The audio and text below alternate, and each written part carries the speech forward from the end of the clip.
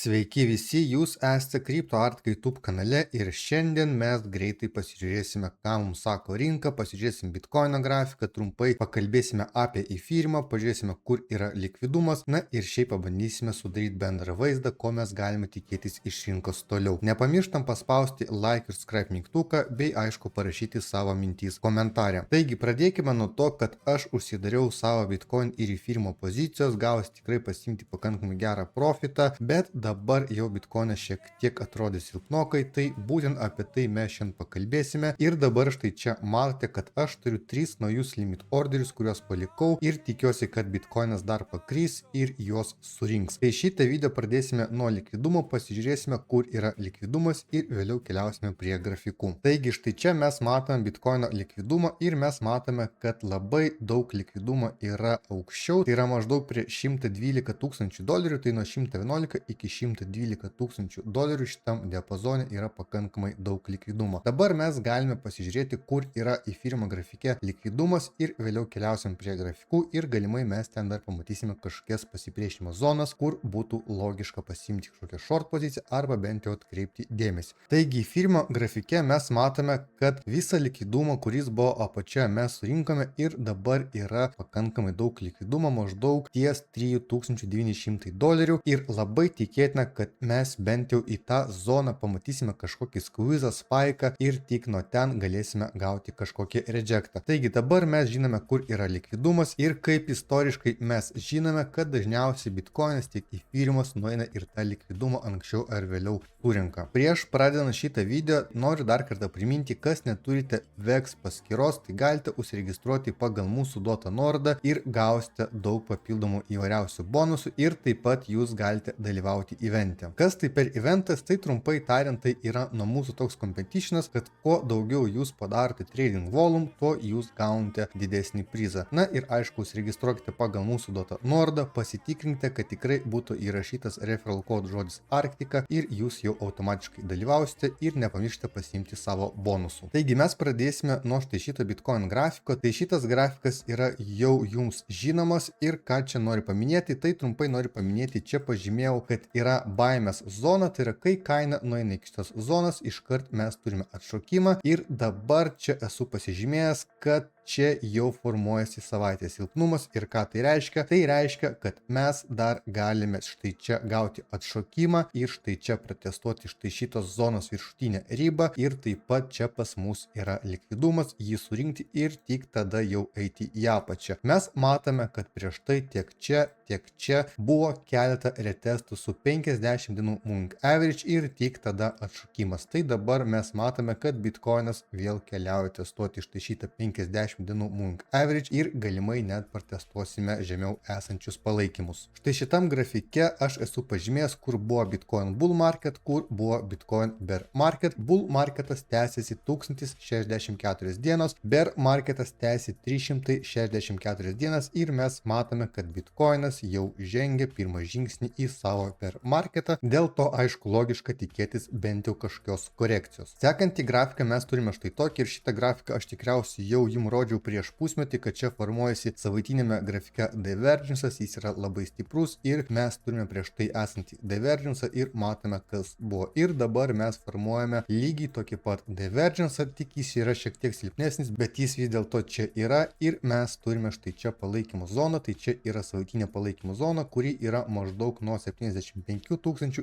iki $81 tūkstančių ir tikrai Bitcoinas drąsiai gali ją nueiti ir protestuoti visai greitų metų. Čia yra aišku globalus scenarius, bet iki tol, kol mes eisim į apačią, dar mes galim padaryti vieną bangą į viršų, surinkti likvidumą ir štai čia mes jau turėsime žiūrėti reakciją, ar mums pavyks eiti aukščiau ir atnaujinti prieš tai esantį all-time high, ar vis dėlto savaitės silpnumas pasiteisins ir mes keliausime žemiau nei $100 tūkstančių.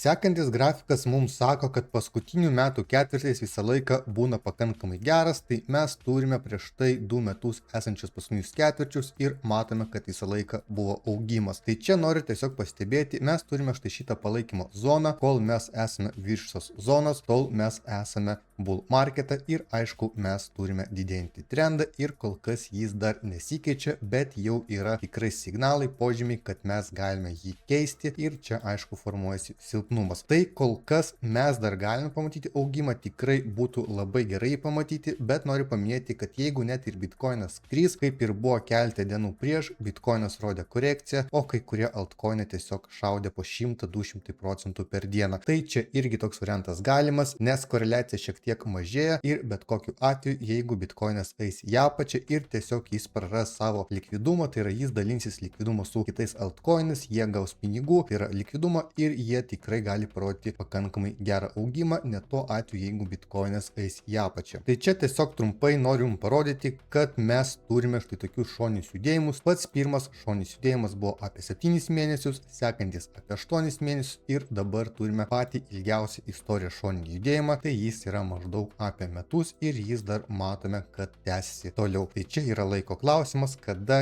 jis jau baigsis ir mes pramušime į vieną ar kitą pusę. Dabar mes keliaukime prie vienos dienos time frame ir pasižiūrėkime, ką mes čia matome. Pas mus vis dar yra tas triple top modulis, apie kurį mes tikrai kalbėjome ir štai čia mes turime mažinti trendą ir dabar mes matome, kad čia buvo pramušimas, čia buvo pakankamai stipri palaikymo zona ir dabar mes jau ją testuojame kaip pasipriešinimo zoną. Tai yra šita zona tapo veidrodinė ir jinai tikrai bus stipri, nes matome, kaip jinai prieš tai stipriai reagavo ir tikrai sustabdė tiek kritimą, tiek augimą, ką mes matome ir dabar. Tai štai čia galimas retestas ir jeigu mums nepavyks pramušti štai šitos zonos, tai yra išeiti, įsitvirtinti, mūsų laukia tolimesnė korekcija ir mes eisime link šio modelio tikslo. Taip pat verta paminėti, jeigu mes pramušime štai šitą zoną, įsitvirtinsime, tai mūsų laukia tikrai labai geras kritimas ir bent jau iki štai šito pasipriešinimo levelio mes drąsiai galime nueiti po šitos zonos pramušimo. Na ir štai čia mes turime štai tokį grafiką, čia jis yra šiek tiek supaprastintas ir jis yra labai aiškus, tai trumpai pakomentuosiu. Pas mus yra štai čia palaikymo zona, kur ir aš turėjau limit orderius ir aš apie tai tikrai labai daug kartų sakiau ir aš jų laukiu maždaug apie mėnesį ir štai čia mes gavome atšokimą ir dabar aišku būtų visai logiška suformuoti naują mažėjančią bangą ir bandyti eiti testuoti žemesnius palaikymus. Tai dabar štai šita zona yra kaip pasipriešinimo zona, jinai prieš tai buvo labai gera zona kaip palaikymo zona ir aš minėjau, kad kuo daugiau štai tokių retestų, to palaikymo zona silpnėja ir mūsų laukia kritimas, ką iš esmės mes ir gavome. Štai čia irgi yra vienos dienos grafikas, jis yra labai panašus, bet čia gal šiek tiek yra aiškesnės zonas. Tai pradėkime nuo to, kad čia yra pas mus labai aiški zona, yra pasipriešinimo zona ir mes jau ją pratestavome ir gavome rejectą. Vėliau mes nueisime šiek tiek į mažesnį grafiką, į lokalesnį grafiką ir pasakysiu, koks čia yra ženklas ir tikrai buvo labai gražus retestas, bet po šito retesto buvo ir greitas rejectas, kas tikrai nėra gerai. Taigi, jeigu štai čia yra pilnavertis rejectas, tai yra mes eisime link štai šitos palaikymo zonos. Aišku, pradžioje mes pratestuosime dar $100,000 zoną, čia yra ir psichologinė riba ir ką čia noriu paminėti, kad čia galimai gali suformuoti double bottom ir štai čia pas mus bus pasipriešinimo zona, kurią mes pramušę eisime link $120,000. Taip pat noriu paminėti, kad rinkoje yra ir gerų naujienų. Trumpas paskelbė štai tokią naujieną, tai trumpai tariant, jis dalins po $2,000 išskyrus turtinguosius ir tai